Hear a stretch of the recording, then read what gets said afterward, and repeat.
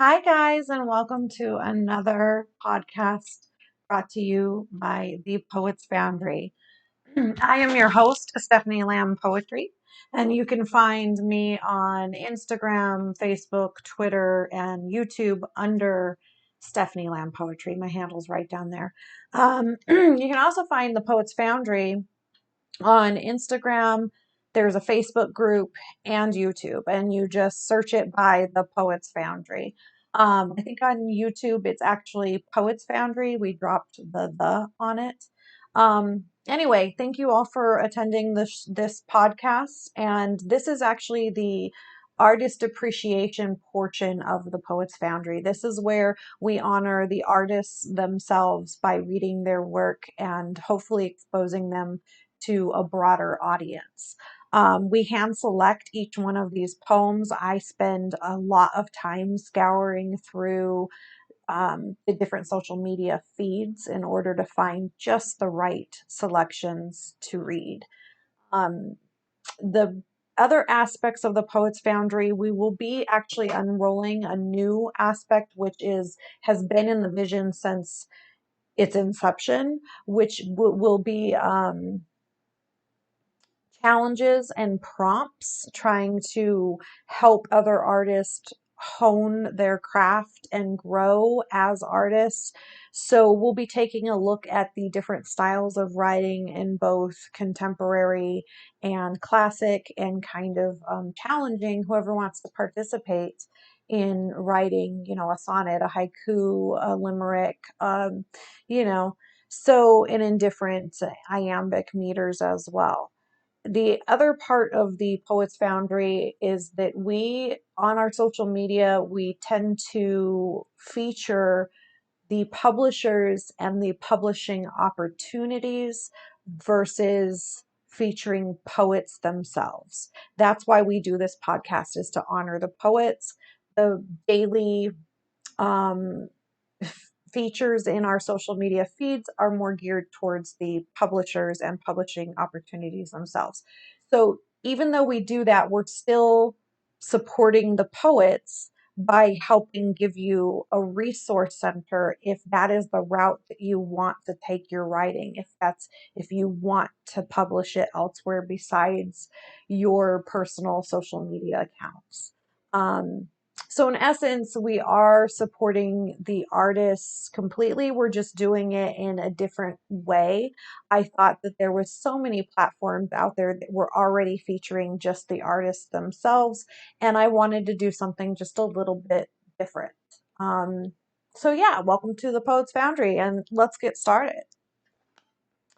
So the first poet that I have is, you can find him on Instagram, and his handle is in_the_ether_poetry. So in the ether poetry.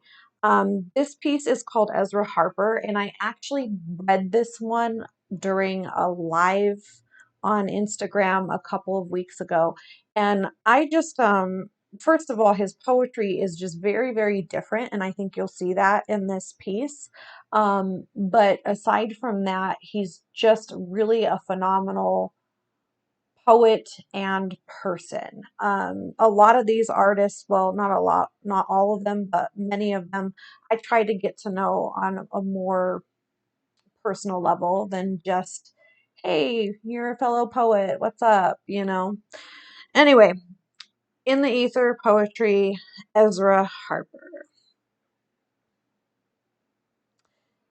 This shit got fucked faster than a hooker at a frat party. Lionel is pinned down, Dwight or Dwayne, I can't tell the fucking difference, hasn't moved in what feels like an eternity. Efron is screaming into a satellite phone, and Danny and I haven't gotten high in weeks. This shootout is creating some sort of morphine response. I'm not gonna lie, I missed this shit. I might as well tell my story in case this is my send off. My name is Ezra Harper. I grew up in the forgotten borough of New York City, Staten fucking Island, Wu-Tang country. My mother gave birth to me, handed me over to her parents when my dad was stationed in Guantanamo Bay, and I never saw her again. My dad was career Navy, so imagine his disappointment when I decided to be Army strong. We both drank too much, so Army Navy games in my house always ended with one of us being taken away in handcuffs. I still miss him sometimes. Motherfucker could throw a punch. I don't remember where I left his ashes. I'm sure they are back home. Danny, where are my father's ashes? Really? Are you asking this now? Is this not a good time to ask? Danny thinks for a minute. They are with the guns in that storage unit in Mariner's Harbor. That's right. Now I remember. I may have made it seem like after Danny and I left the army, we just did a massive amount of drugs and wandered aimlessly through life. Truth is, between the two of us, we killed over 180 enemies of the state in a variety of classified programs, as well as do a massive amount of drugs. See, there's a difference. Lionel made it over to Afron. Dwight was carrying Dwayne, or Dwayne was carrying Dwight in that direction. This whole rescuing children thing turned into a shootout in El Paso with MS-13, and an Apache helicopter was now about to land. Afron is giving Danny and I cover fire so we can get over there. Yo, E, Danny yells over. Yeah? Gloves on? He asks. Fuck it. Bare knuckle. We give up our cover and run towards the chopper, shooting at anything with a tattoo on its face. I've been shot 3 times before. I've picked shrapnel out of my body, so when the bullet tore through my shoulder, I knew it was clean. In one side, out the other. I'll live. We all made it to the Apache. I had the shoulder wound. Lionel's ear was nicked. Efron took a shot in the ankle. Turns out, sadly, Dwayne took a bullet to the balls. He was alive still, but damn, he got shot in the balls. And due to some weird twin connection, Dwight's balls were also in pain. Plus, he had some burns on his neck. Danny, as usual, didn't have a mark on him. We had a lot of shit to figure out as well as get our wounds treated. Looking at everyone as we flew away, I felt at home again. I could tell we all did. The brotherhood bond was stronger than ever. We were no longer Danny, Efron, Lionel, and Ezra. We were, once again, Huckleberry, Cowboy, Jawbone, and Ether. And we just declared war. Whew. That is again in underscore the underscore ether underscore poetry in the ether poetry. He's such an amazing artist and storyteller. Like so many of his pieces are kind of like this, kind of an.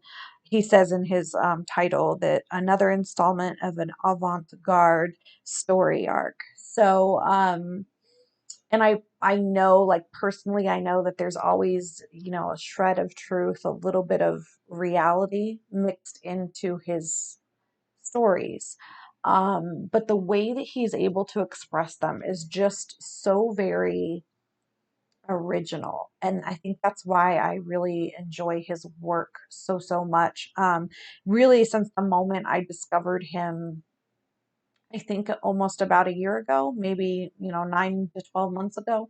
Um, I have just really fallen in love with his craft.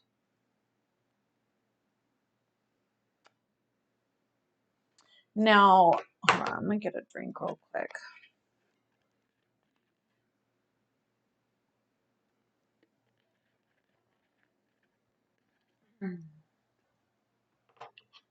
The next one that I have for you, I also read this one on a live on Instagram. And it is from an artist. Their handle on IG is Crooked Creases. And this is another very different type of writer. And I just really always appreciate when I can discover people who step out of that box. I just think it's so beautiful and it's something that should be honored and it should be celebrated. Um, this one is called Hail Mary, again by Crooked Creases. I fucked a girl named January once. She whispered, Hail Mary, when she came. And to be quite honest, I never asked why.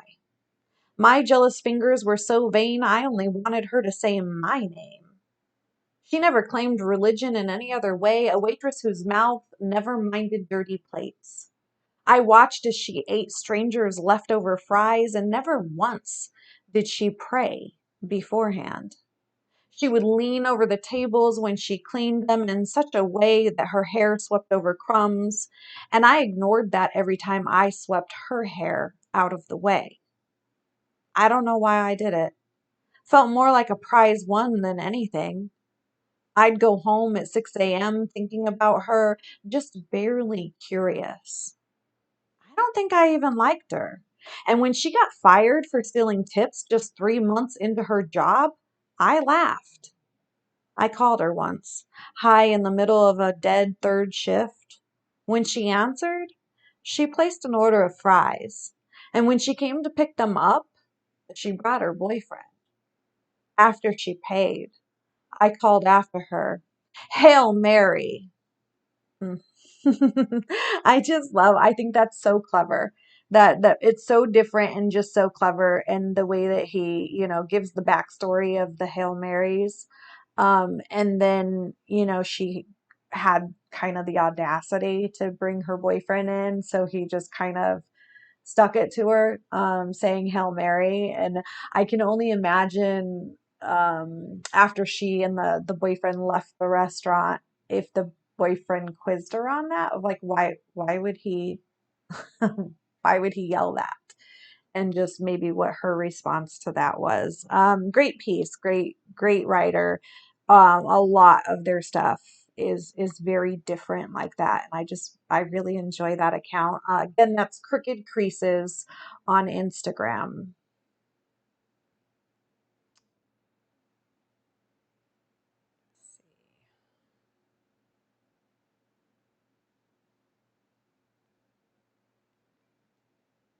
My next piece is an untitled one, and it is from above dot the dot clouds dot poetry. So above the clouds poetry. This is another Instagram poet, and you can find them on Instagram under the handle I just mentioned. Above dot the dot clouds dot poetry. And this is kind of a shorter piece, but I really, really enjoyed just the meaning behind it and the imagery and the thought process of it all. Oh, it is not untitled. Excuse me, I'm so sorry. This is titled Threads.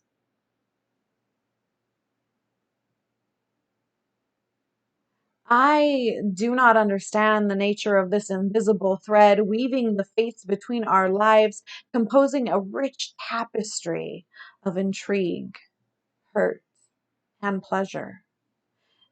People enter and exit, each with a lesson on their breath, and others stick around to grow with us. Some, some materialize from the void and in plants like a surprising flower carried on the hills of an unsuspecting bison to bloom hundreds of miles from its mother plant. Who are you? And where are you from? And why? Why did you enter my dreams? Oh, wow. I really love that piece. I love the imagery of the bison carrying the seeds across, on its migrating path and dropping the seeds somewhere else for them to grow. I love the questioning of why certain people come into your life. Like, you always know that people come in and out of your life for a reason, but oftentimes you don't know what that reason is until the lesson is learned. You know what I mean? Um, yeah, it's just a really beautiful piece. And again, that was Threads by Above the Clouds Poetry. On Instagram, you can find them under above.the.clouds.poetry.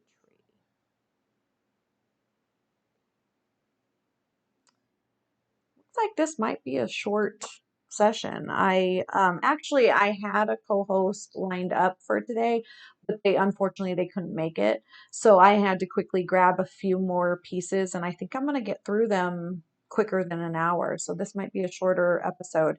Next week I am taking the week off. I will not be recording, simply because I have some other poetry related projects on my plate that are going to take up my time and honestly take priority over this.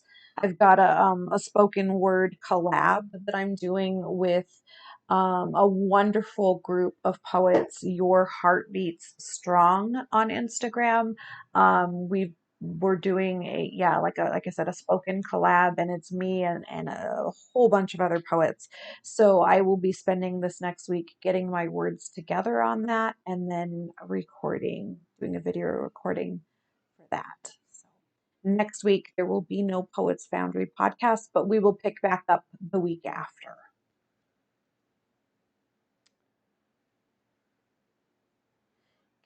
So this one is untitled, for sure, untitled this time. And it is by a poet called Nyctophilia underscore unleashed. And this piece, they wrote it in the caption portion. And if you know about IG, sometimes they only give you so many characters to write. They give you a lot of room, characters, but only so many. So sometimes when artists put the poet or the poem in the caption, they have to continue it into the comments if it's too long. And that's what this person did. So when you hear me do kind of a long pause, it's actually me going into the comment section and trying to find the continuation of this poem. But it's a really good write. Really good. A little bit longer of a piece too. So Nyctophilia underscore unleashed. My habit of questioning every little thing in my life has been there since long. I am filled with questions I might never find the answers to, but I never stopped looking until you were right in front of me, and all the questions in my mind lost direction, and we both felt something, didn't we? I was busy smoking cigarettes while you were busy searching for one perfect song, unaware of the fact that I adored every single part of you at that moment. And I wondered, how can someone be so effortlessly charming? The beats of apocalypse hit our ears. It instantly reminded me of the last time we kissed while it played, and I wondered if you even remember while you leaned forward for another kiss we will never forget. Somehow I knew you did. And we both felt something, didn't we? I have always had a thing for your eyes, not because they talk, but because out of all the places I could have found peace, I found it in a pair of eyes. You caught me staring at you twice, and you pretended you didn't notice. And while I sat there and took another sip of the beer I didn't share with you, you stared at me for a little longer than usual, and we both felt something, didn't we? You see, I have always been someone who found comfort in words, but for the first time, all I wanted to hear was your silence while you held me, as I was intoxicated and couldn't even stand properly. Our fingers unknowingly entangled into each other, and we both felt something, didn't we? I left something for you behind other than the earring I left purposely on the table, and a little hope that it will bring a smile on your face once you notice it after I am gone. If you ever come across this poem, yes, it was purposely left to remind you of the moment you accidentally took it off and we were way too lost to notice. I wrote poems on your back while you held me better than I've ever been held before. You see, I left a part of me with you. You smiled because you knew, and we both felt something, didn't we?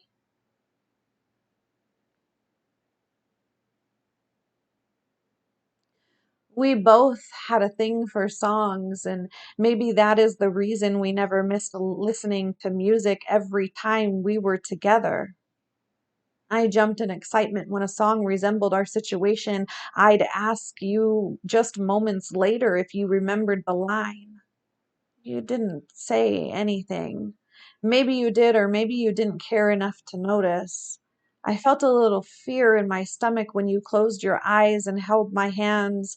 What if one day you failed to remember me? And I am right there in front of you with hope that you will. I stared at you while your eyes were closed, but you knew. And we both felt something, didn't we? After the goodbye hug and a promise to meet again, I moved towards the door and you followed. I stopped, turned around, and came close. I landed a kiss on your forehead and you gave me an unexpected look. For the first time in so long, I managed to avoid confronting your eyes. What else could I do? They were good at reading, and I am terrible at hiding. You shut the door behind me. I left for home, and a little while later you text. You forgot something, didn't you? You thought of me after I left. The earring did remind you of me, and we both felt something, didn't we? Oh, swoon. That is such a beautiful piece. I love the repetition of the, and we both felt something, didn't we? I love the imagery of it all, the storytelling of it all, that almost uncomfortable first time that you're with somebody, whether it's a date or you're intimate or whatever the case may be, of, yeah, just feeling kind of like uneasy in your own skin and then finally like warming up to the person and just, yeah, just a gorgeous piece all around. I really, really enjoyed that piece. Again, that is Nyctophilia underscore unleashed on Instagram.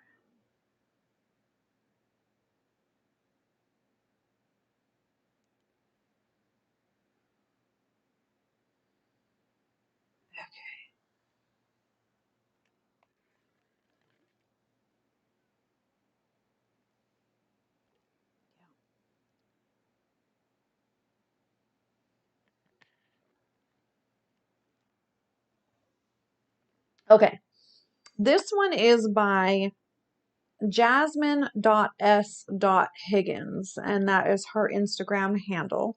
Again, that's Jasmine.s.higgins. And this piece is called Feather Soft.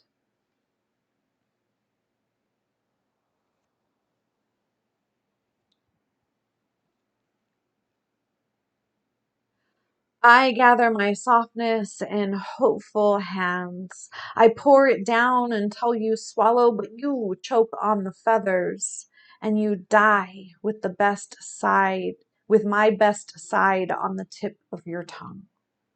I paint my cheeks rosy, try to bring myself to life, but the roses bleed and the thorns recoil.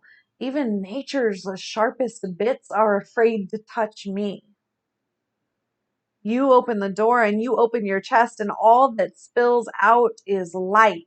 All you have hidden is pretty, and I rummage through my ribs for any little glimmer I can find. I eat glowworms from a breakfast bowl, but by the time they reach my guts, they've all turned to mulch. And I feel their resentment each time I open my mouth ready for him, and I ask them why it doesn't light up. They say every rose has its thorn, and I guess feathers are half soft and half needle. Glowworms are half glow and half, well, worms. I guess I can't pick pretty out of gritty things and expect you to only notice the soft. I guess if your flickering chest still lets me in after all of this, you probably don't want me soft at all.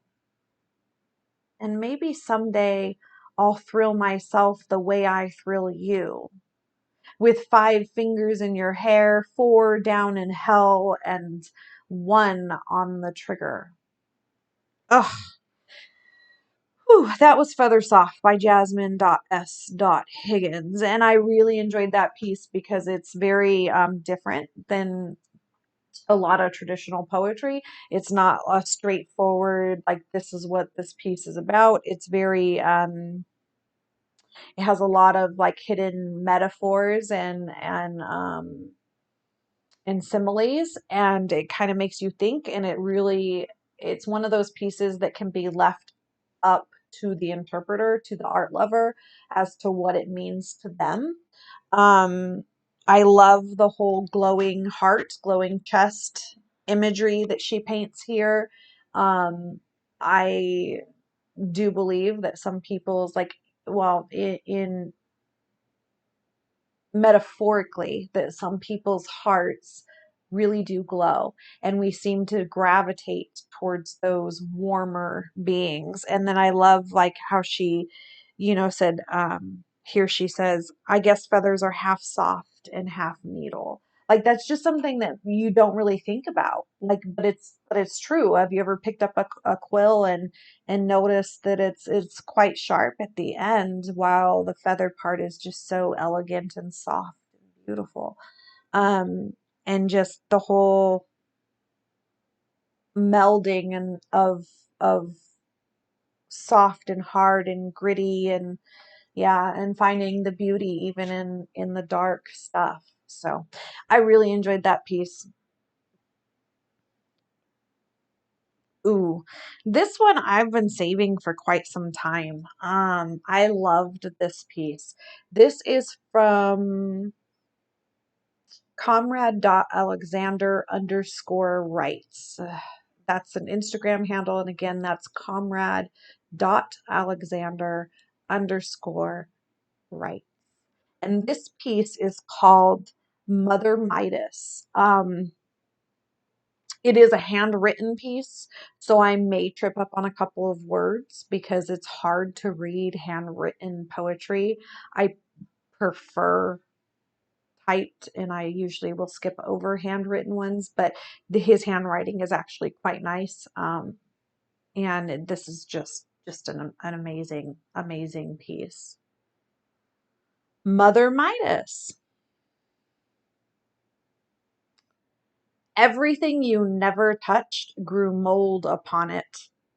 Children, like fresh fruit, golden apples that were bruised before they ever ripened. Those seeds of neglect, how they mutated and spread into our psychological pulp. Cold acts and moresocaustic words, eating us alive long before our marrow could grow rich and strong. He, he was a monster, but you are the devil of denial and delusion. The cruelties you've chanted, deafening the hunters while we were forced to defend ourselves in the wilderness of North America. turning against us like a spiteful steamroller, flattening us into paper thin stick figures without faces, unknown casualties, too young to die. We sought fathers and mothers like bloodhounds, exhausted but sniffing for guidance, desperate for a scent of trust, a whiff of love. We are shaped now, clay figures molded by those claws of yours. But you slithered away for a brief moment, and something beautiful tucked an ember into our lumpy mass, warming the long dampness. The last time I saw you, I sat and stared, void of rage, immune to pain. I then realized that the only thing that connects us is that I am of your flesh and blood. There is nothing that binds, nothing that bonds, nothing that solders us like precious links of a loving chain.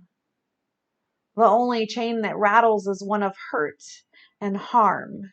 And I've twisted and turned and yanked at it for decades until it finally snapped, and those fractured, corroded links have scattered in 1,000 pieces across the floor of the past. The cycle has been broken. I am free. Yet and still, I ever so slightly sacrifice a fragment of myself to you.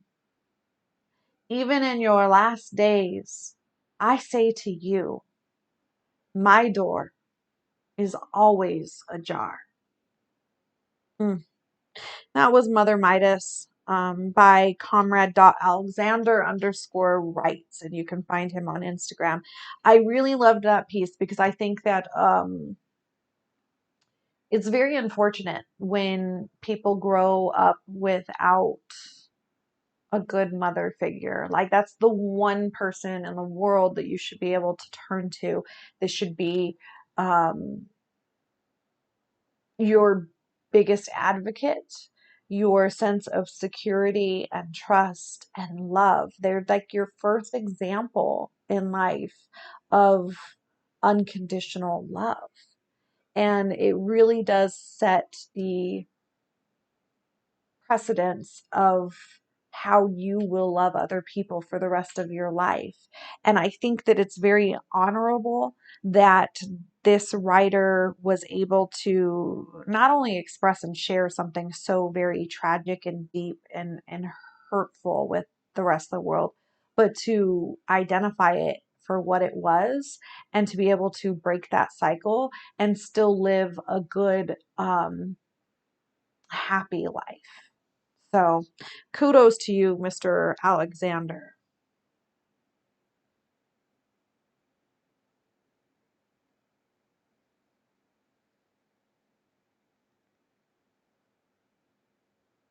This next piece is another Instagram poet. Their handle is the_bone_queen.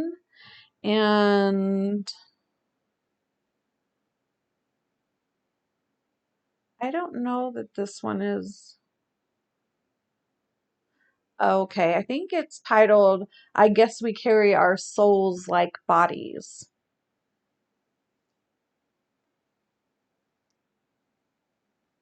It's a little bit of a shorter piece.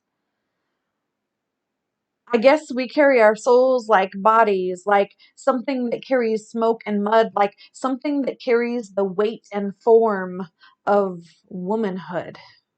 When you crawl from the rubble and the machetes, it will be writ in your palms. When you touch the inside of a chest, you carry that too. It makes you heavy for some people. I know what it's like to breathe the ocean accidentally. I don't know what it's like to take the whole of it in your lungs because it's safer than the blood-filled air. Whew. That was, again, that was from the_bone_queen. And I just, yeah, that piece is, it's just gorgeous. great imagery, a lot of, going internally for your internal strength, even when the world around you seems to be crumbling at your feet. Yeah, and I'm sure the backstory of that poem is quite the story.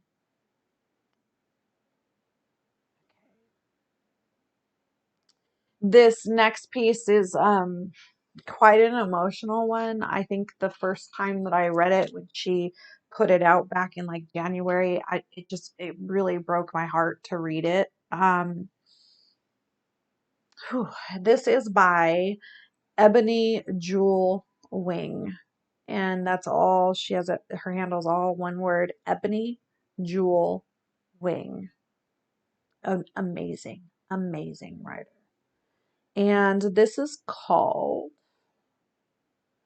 How to Break a Heart in 5 Easy Steps. And she does give I should say this, she does give a trigger warning. I think one for mental health, like depression and stuff, anxiety, and also for loss of a pregnancy, loss of a child, which is always so incredibly hard, and also some emotional, mental, spousal abuse. So, how to break a heart in 5 easy steps. Step 5. Tell her that she imagined the affair. Ask her if she clearly remembers the text messages of you cheating on her, or if it was the effect of mental illness. Hallucinations, in fact. Ask her again and again, because any lie repeated becomes the truth, they say. Convince her on the bathroom floor that it was a hallucination and she was indeed mad. She will believe for the next 4 years that maybe she was indeed very, very mad. Step 4. Listen to her rant and nag about your affair. Stand with your back against the wall. Do not make eye contact. Look down at your phone and laugh at memes. Occasionally say, go on. And when she asks, please, are you listening to me? Say, oh, can you repeat that? And make her describe the affair again. Repeat former actions with back against the wall until she falls on the floor. Now call her dramatic. She will, even until early 2020, apologize profusely for questions she asks because she is too much, too dramatic. Step 3. Give your pregnant wife your phone casually so that she finds your messages to homewrecker bitch because you do not have the balls to tell your wife about your affair. Then call pregnant wife paranoid for stalking. Follow her weeping with this line, shh, the baby will be affected if you cry. Learn to control yourself. She will believe for the rest of her life that she was the reason for her baby's death because she was wrong to be depressed and weeping during the pregnancy. Step 2. When you learn that wife is throwing up and sick because of the baby, your baby, she is joyfully to carry, tell her that you never wanted the baby and that she, in fact, seduced you. The timing is so bad. You just realized after fucking her 1,000 times that you actually love another. So, what to do? She will forever wrestle with the thought of any man will truly love her, or if she was indeed just a seductress. Step 1. Marry her. Marry your best friend. She will wonder always if it was possible for a man to be friends with her because she needs friends. Just friends. Men are so fun, and she, though all woman, is also a tomboy. Will any man want to just be her friend? Love. She does not know what that is. Friends? She needs friends to ride fast bikes with, say fuck it and give high fives. But not possible. Look what happened. Whew. And that is Ebony Jewel Wing on Instagram. And that piece was called How to Break a Heart in 5 Easy Steps. And she's such an amazing and a phenomenal writer. She's been through quite a lot, obviously, and has come out the other side really beautifully. She's done a lot of healing within herself and is now sharing that healing with others. And I always just really, really appreciate that in an artist. And I think that, the pulp, the sum of what that poem is about is pretty self-explanatory. I don't think I really need to go into that, but beautiful poem. Um, Preemie, that's her name. Um, okay, so my last one. So this will be a little bit shorter of a recording. I think we're at about 40 minutes now, but my last piece is, I actually found this piece yesterday. They released it yesterday, and this is from J.Allen.Roberts, who is a new poet to me. But I really love his storytelling, and he's quite original himself. This one is called 87.